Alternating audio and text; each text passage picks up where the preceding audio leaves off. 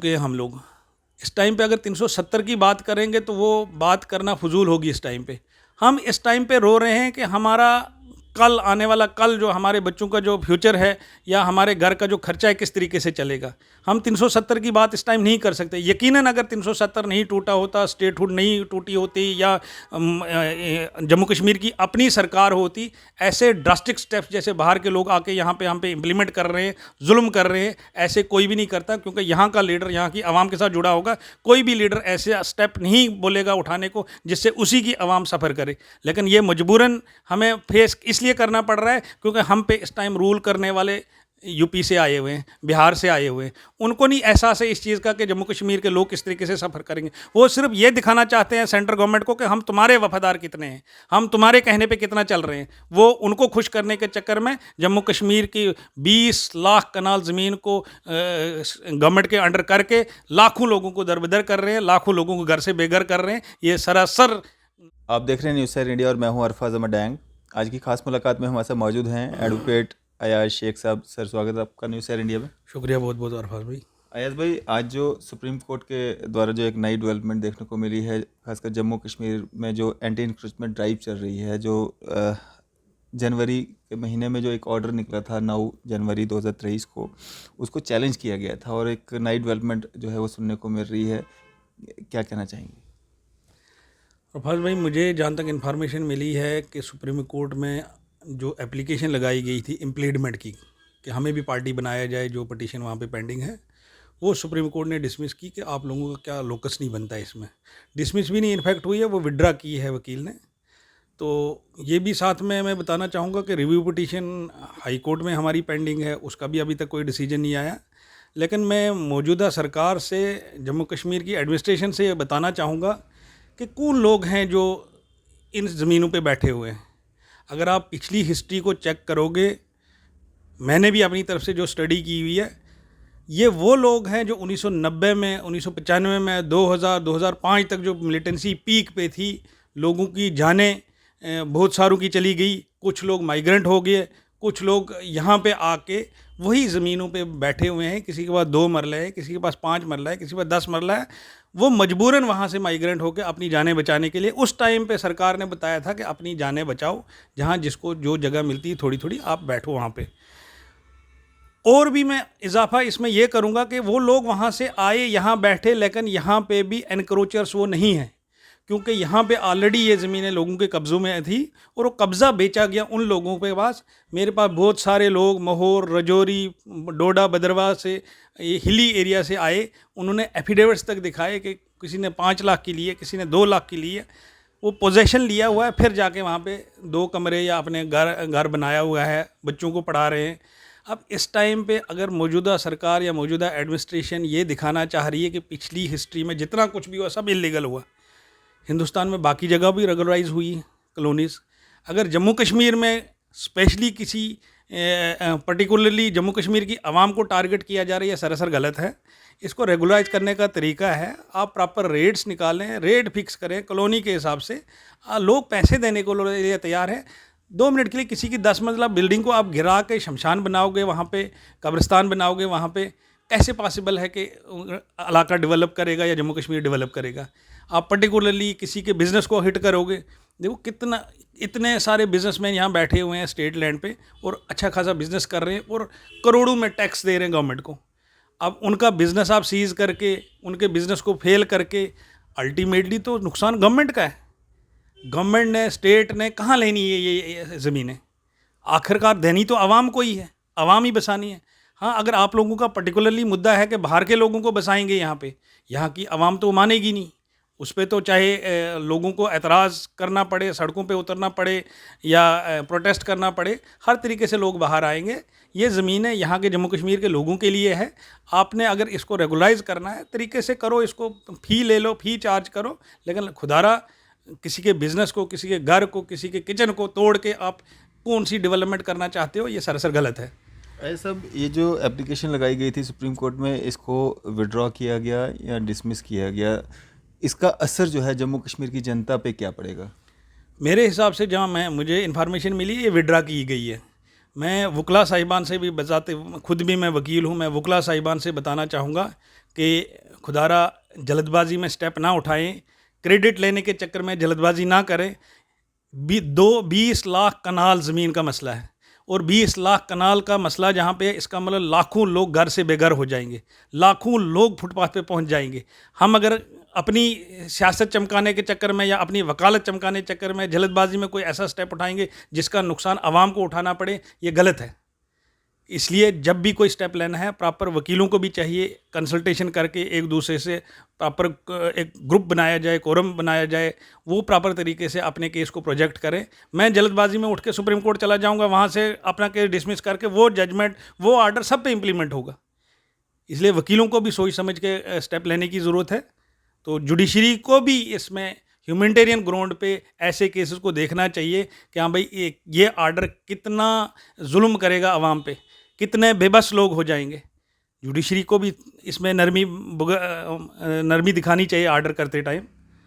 तो अभी इसके बाद भी लोग क्या सुप्रीम कोर्ट या हाई कोर्ट का दरवाज़ा खटखटा सकते हैं अगर किसी को दिक्कत परेशानी आती है? देखो, दरवाजे तो अदालतों के हर वक्त खुले ही हैं, जिसको चाहेगा दिल वो जाएगा। अब हर शख्स अपना केस बनाने के लिए क्या ग्राउंड लेता है। सपोज मेरे पास स्टेट लैंड है, वो 50 साल से मेरे कब्ज़े में, मेरे हकूक़ कुछ और हैं। मेरे पास ही स्टेट लैंड है, वो 2 साल से मेरे कब्ज़े में, उसके हुकूक कुछ और हैं। इसी तरीके से हर शख्स जो है अपना केस अपने हिसाब से बनाएगा, अपने वकील को कंसल्ट करके, हाँ भाई मेरे पास ये डॉक्यूमेंट्स है, ये चीज़ें हैं। कोई बिज़नेस रन कर रहा है, उसका GST नंबर है, उसका टैक्स भर रहा है, वो सारे डॉक्यूमेंट साथ में लगाए जाएंगे। अब एक ही आर्डर तो है सबके लिए, लेकिन हर शख्स का केस अलग अलग नौइयत का होगा, और वो हर जगह अपनी अपनी जगह अपनी अपनी अदालतों में अप्रोच भी करेंगे। वो चलता रहेगा सिलसिला। लेकिन मैं लोगों से ये बताना चाहूँगा कि पीसफुल प्रोटेस्ट तरीके से, एक प्रेशर ग्रुप की तरह पहले भी बता चुका हूँ मैं, एक प्रेशर रेज करें गवर्नमेंट पे, ताकि गवर्नमेंट को भी सोचने में मजबूर हो जाएं कि जो हमारा आर्डर है ये सरासर गलत है, हाँ इसको रेगुलराइज करें।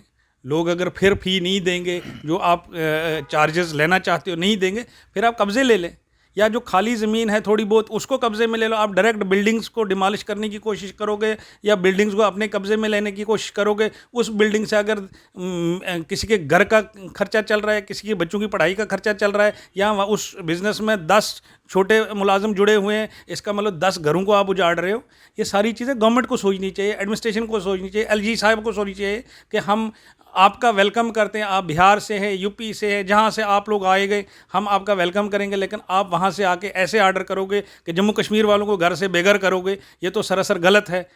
सरासर आप नाइंसाफ़ी कर रहे हो जम्मू कश्मीर की आवाम के साथ। ऐसा अभी तक की अगर हम बात करें, जब से ये ऑर्डर सर्कुलेट हुआ है उसके बाद से वर्बल स्टेटमेंट्स बहुत सारी आई हैं कि आम लोगों को या गरीब लोगों को डरने की, घबराने की ज़रूरत नहीं है, उनके साथ कोई भी छेड़छाड़ नहीं की जाएगी, उनको कोई भी जो उनके सर पे छत है उस छत से उनको वंचित नहीं किया जाएगा। लेकिन नोटिस जो निकाले जा रहे हैं वो हर किसी को निकाले जा रहे हैं, उसमें कोई ये आम या ख़ास नहीं देखा जा रहा है। तो क्या दर्शाता है ये? क्या अगर एडमिनिस्ट्रेशन को मतलब ये वो सच में किसी गरीब को नहीं तंग करना चाहती, कोई ऑर्डर जो है इसमें निकालना चाहिए? देखो, मैं जहाँ तक इस बात को समझता हूँ, जब हमारे गवर्नर हुआ करते थे सत्यपाल मलिक साहब, वो 370 को रिवोक करने की बात हुई, उस टाइम पे बड़ा एश्योरेंस दिया गया कि ऐसा कुछ नहीं होने वाला है, पैनिक नहीं ना होएं आप, कोई भी गवर्नमेंट, कोई भी एडमिनिस्ट्रेशन ऐसा स्टेप नहीं लेगी जिससे जम्मू कश्मीर को नुकसान हुआ। लेकिन बाद में क्या क्या स्टेप्स लिए, किस तरीके से बाइफरकेट किया गया, किस किस तरीके से स्टेटहुड तक छीना गया, वो सब ने देखा। उसी तरीके से आज भी ये जो वर्बल आर्डर्स हैं ये कहीं दिखाई नहीं देते हैं। आज वर्बली मैं कुछ बोलूँ, कल को कुछ बोलूँ, मुझे कोई चैलेंज नहीं कर सकता है कि जनाब 2 दिन। या सुप्रीम कोर्ट ने भी जिस टाइम पर पटिशन लगी थी, सुप्रीम कोर्ट ने ओपन कोर्ट में बताया था, सुप्रीम कोर्ट के जज ने भी, और जो स्टैंडिंग काउंसिल गवर्नमेंट का था उनने भी बताया था कि during the pendency of review petition या सुप्रीम कोर्ट की पटिशन के पेंडिंग जब तक है तब तक हम कोई भी ऐसा ड्रास्टिक स्टेप नहीं उठाएंगे जिससे जम्मू कश्मीर की आवाम को मुसीबतों का शिकार होना पड़े। लेकिन हुआ वही, क्योंकि रिटर्न में आर्डर नहीं था। अगर वो 10 लफ्ज़ों की जगह 1 लफ्ज़ ही सुप्रीम कोर्ट ने उस टाइम लिखा होता, इस टाइम पे ये नौबत नहीं आती। वर्बल आर्डर जो है थोड़ी देर के लिए, 2 दिन के लिए, 2 हफ्ते के लिए रखे जाते हैं, लेकिन बाद में करना वही होता है जो रिटर्न आर्डर्स निकाले जाते हैं, उन्हीं को इम्प्लीमेंट किया जाता है। लिहाजा अगर आप ये बताना चाहते हो कि हाँ भाई सबको नहीं छेड़ा जाएगा, रेजिडेंशियल एरिया को नहीं छेड़ा जाएगा, या 1 कनाल से कम जिसके पास लैंड है उसको नहीं छेड़ा जाएगा, जनाब ये उस आर्डर में अमेंडमेंट करें ना। रात को आर्डर निकलेगा, सुबह सारे लोग 80% लोग शांत हो जाएंगे। 80% लोग सेफ अपने आप को समझेंगे, लेकिन ऑर्डर करने में आप देरी इसीलिए कर रहे हो, आप चेक करना चाहते हो जम्मू कश्मीर की आवाम ज़रा किस हद तक बाहर आएगी, किस हद तक प्रोटेस्ट होंगे। इसमें हिंदू भी आएगा, सिख भी आएगा, मुस्लिम भी आएगा, सब लोगों को लास्ट पे टारगेट किया जाएगा। ऐसा नहीं है कि भटिंडी और सुंजवा में टारगेट करके उनको खाली करेंगे, बाकी सबको छोड़ेंगे। शुरुआत यहाँ से करेंगे, ये लास्ट पे विधाता नगर भी पहुँचेगा, ये लास्ट पे कासिम नगर भी पहुँचेगा, जानीपुर कॉलोनी भी पहुँचेगी, हर जगह जहाँ जहाँ इलीगल कब्जे हैं वहाँ ये इनको करना पड़ेगा। तो इसलिए इस टाइम पे तमाम जम्मू कश्मीर की आवाम को मैं रिक्वेस्ट करना चाहता हूँ, हिंदू मुस्लिम सिख ईसाई का भाईचारा मेंटेन करते हुए इस आर्डर के तहत अपनी अपनी जगह आवाज़ उठाएं, लेकिन इंसानी तरीके से और कानून के ज़ुमरे में रह के ऐसा ना करें कि जिससे जो है आपके के ऊपर केसेस दायर किए जाएं और आपको हरास किया जाए। कुछ लोगों की मांग थी कि भाजपा के कुछ नेताओं के खिलाफ, जिनके खिलाफ एफआईआर दर्ज हैं या जिनके पास जो हैं ज़मीनें जो हैं इंक्रोच की गई हैं उनके द्वारा, उनके खिलाफ जो है सरकार कार्रवाई नहीं कर रही। अब भाजपा के नेताओं के नाम भी सामने आ रहे हैं और उनके खिलाफ कार्रवाइयाँ भी देखने को मिल रही है, कैसे देखते हैं? अरफात भाई, मैं अपनी बात बताऊंगा, मैंने कभी भी ऐसा स्टेटमेंट नहीं दिया है कि किसी पर्टिकुलर कम्युनिटी को या पर्टिकुलर किसी पार्टी के लीडरों को टारगेट किया जा रहा है। नुकसान किसको होगा? इस टाइम पे जो कैबिनेट मंत्री रहा होगा उससे अगर 2 कनाल की जगह 50 कनाल ज़मीन भी छीनी जाएगी, उसके बावजूद भी उसके पास करोड़ों अरबों रुपए का माल जमा हुआ होगा। लेकिन वो शख्स जो 1 कनाल के कब्ज़े में है और उसी में बिज़नेस भी चला रहा है, उसी में अपनी फैमिली को भी रख रहा है, उसी में अपनी ज़िंदगी का सारा रोज़गुजार चला रहा है, उनको जब आप घर से बेघर करोगे तो वो फुटपाथ पे पहुंचेंगे। मिनिस्टरों को, एक्स मिनिस्टरों को, एक्स एमएलएज़ को, पुराने लीडरों को कोई फ़र्क नहीं पड़ेगा। हाँ, नुकसान होगा उनका भी, लेकिन इतना नुकसान नहीं होगा कि वो फुटपाथ पे पहुंचेंगे। उनने मालकी लैंड भी जगह जगह लेके रखी होगी, उनने कारोबार भी अपने खोले हुए हैं, बड़े बड़े शोरूम हैं उनके पास, बड़े बड़े गाड़ियों के शोरूम हैं उनके पास। लेकिन अगर नुकसान होगा आवाम का होगा, उन लोगों का होगा जिन्हें मुश्किल से अपना रोज़गुजार चलाने वाले लोग हैं, उनको नुकसान होगा। उनको भुगतना पड़ेगा कि आने वाली नस्लें उनकी बर्बाद हो जाएंगी। स्कूलों में बच्चे इस टाइम पे पढ़ रहे होंगे, 10-10, 20-20 हज़ार एक बच्चे का खर्चा है, उनको वहाँ से उठा के गवर्नमेंट स्कूलों में डालने पड़ेंगे। गवर्नमेंट स्कूलों में भी जो खर्चा है आज का, जो तालीम का खर्चा है, ट्यूशन का खर्चा है, वो भी आम इंसान ऐसे नहीं उठा सकता जब तक उसके वसाइल ना हो। बिल्कुल। तो आया साहब, आपने बीच में 370-35 से स्टेटहुड की बात की, अगर ये सब चीज़ें जम्मू कश्मीर के पास होती तो क्या आज ये वक्त देखना पड़ता? अरफात भाई, बहुत दूर निकल चुके हैं हम लोग। इस टाइम पे अगर 370 की बात करेंगे तो वो बात करना फजूल होगी। इस टाइम पे हम इस टाइम पे रो रहे हैं कि हमारा कल, आने वाला कल, जो हमारे बच्चों का जो फ्यूचर है या हमारे घर का जो खर्चा है किस तरीके से चलेगा। हम 370 की बात इस टाइम नहीं कर सकते। यकीनन अगर 370 नहीं टूटा होता, स्टेटहुड नहीं टूटी होती, या जम्मू कश्मीर की अपनी सरकार होती, ऐसे ड्रास्टिक स्टेप्स जैसे बाहर के लोग आके यहाँ पे हम पे इम्प्लीमेंट कर रहे हैं, जुल्म कर रहे हैं, ऐसे कोई भी नहीं करता। क्योंकि यहाँ का लीडर यहाँ की आवाम के साथ जुड़ा होगा, कोई भी लीडर ऐसे स्टेप नहीं बोलेगा उठाने को जिससे उसी की आवाम सफ़र करे। लेकिन ये मजबूरन हमें फेस इसलिए करना पड़ रहा है क्योंकि हम पे इस टाइम रूल करने वाले यूपी से आए हुए हैं, बिहार से आए हुए हैं। उनको नहीं एहसास है इस चीज़ का कि जम्मू कश्मीर के लोग किस तरीके से सफ़र करेंगे। वो सिर्फ ये दिखाना चाहते हैं सेंट्रल गवर्नमेंट को कि हम तुम्हारे वफादार कितने हैं, हम तुम्हारे कहने पे कितना चल रहे हैं। वो उनको खुश करने के चक्कर में जम्मू कश्मीर की 20 लाख कनाल ज़मीन को गवर्नमेंट के अंडर करके लाखों लोगों को दरबदर कर रहे हैं, लाखों लोगों को घर से बेघर कर रहे हैं। ये सरासर नाइंसाफ़ी का तराजू है। इसलिए मौजूदा सरकार को, एडमिनिस्ट्रेशन को दरख्वास्त करता हूं कि ऐसा जुल्म ना करें कि आने वाले टाइम पे आपको भी पछतावा हो कि ये शहर कितना खूबसूरत शहर था, मंदिरों का शहर था, यहाँ बकरी और चीता इकट्ठे पानी पीते थे, और आपने यहाँ पे इसको गिरा के, बिल्डिंगें डिमॉलिश करके, बिल्डिंगों कब्ज़ा करके, बाहर के लोगों को यहाँ बसा के यहाँ के लोगों के साथ नाइंसाफ़ी की है। शेख साहब, क्या एक मैसेज रहेगा आपका आम जनता के लिए? आम जनता को फिर से मैं दरख्वास्त करता हूं कि प्रोटेस्ट करें, लेकिन पीसफुल प्रोटेस्ट करें, आवाज़ उठाएं उस तरीके से कि आप लोगों पे और केसेस ना पड़ें, आप लोगों को कानूनी तरीके से कोई कार्रवाई ना हो आप पे। वो तभी होगा जब आप पीसफुल प्रोटेस्ट करेंगे, पीसफुल तरीके से अपनी आवाज़ उठाएंगे, कोर्टों में भी जाएं। ऐसी बात नहीं है कि सुप्रीम कोर्ट ने कोई ऐसा स्ट्रिक्ट आर्डर कर दिया है कि कोई भी कोर्ट एंटरटेन नहीं कर सकती केस।